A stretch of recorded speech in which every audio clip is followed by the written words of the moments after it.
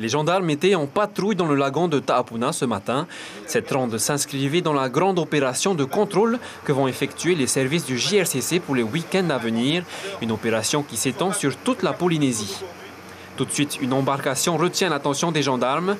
Sur le bateau, un adulte et 5 enfants en train de faire du surf tracté.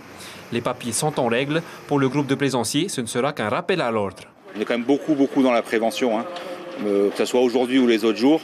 Les infractions sont pour la plupart régularisables. On demande aux gens de se mettre à jour. Nous, ce qui nous importe, c'est que les bateaux qui sont à la mer soient à jour de matériel de sécurité. Un avis partagé par le pilote du bateau de plaisance. Contrôler inopiné, oui, c'est bien. Ça a permis de sensibiliser les gens et de ne pas faire n'importe quoi dans le lagon. On est tellement nombreux que voilà. Et puis avec ces contrôles-là, ça permet d'apprendre des choses que je ne savais pas. Depuis quelques années, les chiffres du JRCC restent constants. La prévention joue un rôle important dans la stratégie du service. Il n'y a pas de relâchement constaté, même si on regrette 10 morts depuis le début de l'année, principalement des accidents de plongée en apnée et puis également d'autres personnes disparues en mer.